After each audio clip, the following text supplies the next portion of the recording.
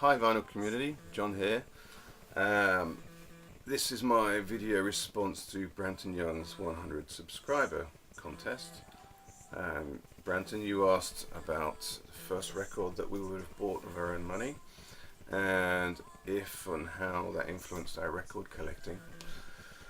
In my introduction video I spoke about my first album being David Bowie Changes One, but that was a gift, and at the time I was 13, so most of my records, or most of the music that I got at that time would have been gifts. I wouldn't have had an income of my own.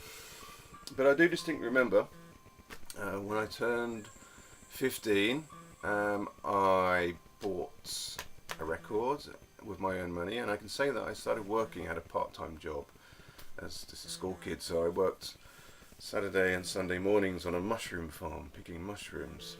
Quite an odd thing to do, but it gave me a little bit of change in my pocket to spend, and it was money that I'd earned on my own back. So I've got a very distinct memory of buying this record. Now, at the time it was really popular. CDs were new on the scene. People were getting rid of their records, and in England it was really popular at the time, probably still is, but they're kind of new in those days, to have what they call car boot sales. It's a bit like a swap meet, I think, that you have in the US. Here in Sweden they call it a bakluckeloppis, but it's essentially the same thing. People sort of selling the used stuff in the back of their car on a little table in the front of the back of the car. So I picked up this record by Deep Purple. It's Who Do We Think We Are? And I didn't know anything about Deep Purple, or to be honest with you, I didn't really know much about rock music outside of David Bowie. I would have listened to the pop music at the time. There's lots of Duran Duran, Spandau Ballet.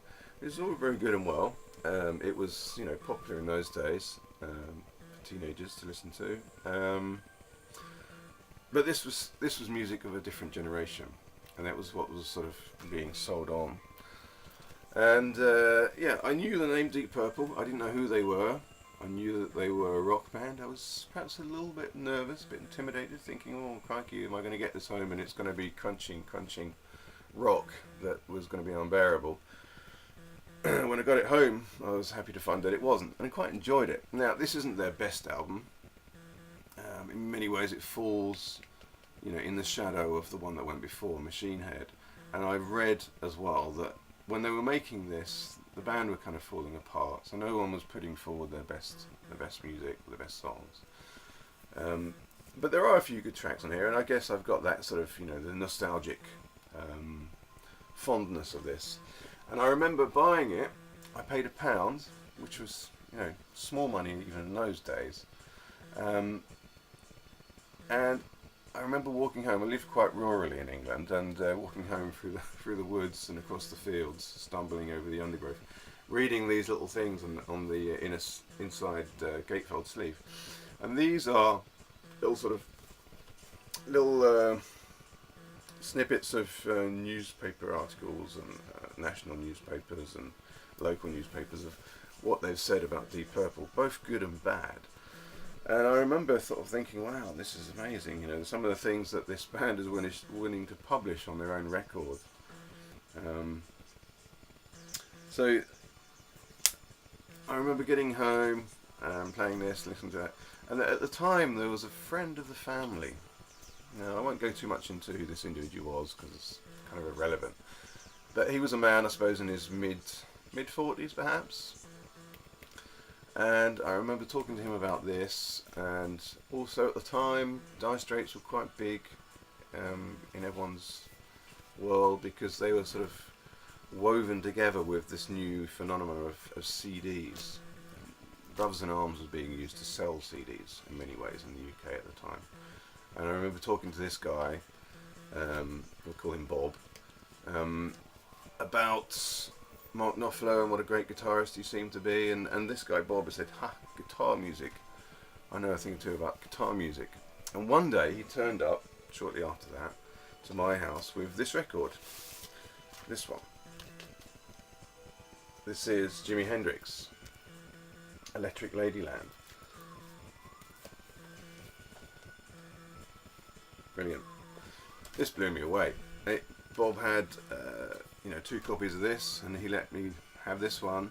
Now, as a 15-year-old boy, this was life changing. This really sort of opened up my eyes and ears to a whole different scene, whole different understanding. And Jimi Hendrix's guitar in this was like nothing I'd ever heard before. He was making it talk, and yeah, it was from here, I guess. So through talking to him about this album, which I'd found, him bringing my attention to this was the real springboard. I can't really describe more what influence this had on me and my record collecting. And what it did is it led me to really sort of go out, and I was there every opportunity at jumble sales, flea markets, car boot sales, with whatever loose change I happened to have in my pocket through picking mushrooms. And I was out there collecting records. And that was inspiring. Now, another little sort of bit to that story is that this guy, Bob, we'll call him, he disappeared off the scene. I won't go into why, but he disappeared pretty sharpish. And he left behind a big box of records. And time went by and he wasn't coming back. And so I started to investigate, started looking through these records. Well, at the very least I can borrow them, and when he returns, we'll give them back to him. Fished through there, and I pulled out some amazing ones. This, Black Sabbath's first album. These are all the same copies that I pulled out, that I've had all that time. Again, this was like a new dimension to me. I'd never heard anything like this. That was slightly intimidating at the time. Another one, and this remains to this day my favourite album, probably of all. This is Houses of the Holy by Led Zeppelin. Yeah, if it's not my favourite album, then it's probably somewhere up there on the top 5, but easily way up there. And another record which I pulled out at the time, and I pulled out a few more, but these are the more memorable ones, I guess. Meddle by Pink Floyd. So, as you can imagine, these records, they really did expand my mind, and completely open up this whole gateway to a whole scene of music which I wasn't aware of. You didn't hear it on the radio very much in those days. Certainly didn't see it on the television. There was no internet. So it was just this big education. And many months, I guess, after I pulled those out, I asked my family whatever happened to that box of records that Bob left behind, thinking I'll go and look in some, pick some more out. Oh no, we got rid of that. They said, we threw those out with the garbage. Crazy. And I often think back to what other records were there. I know there was some records by Dr. John.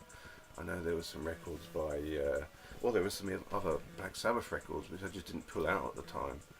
I often think, wow, wouldn't it be great to have just taken all of those records and kept hold of them? But I guess I'll never know what was in there now. Anyway, so that's my story, Branton. I hope that answers your question. Congratulations on your 100 subscribers. I hope to be up there one day soon. And thanks very much. Look out for my next video. Bye.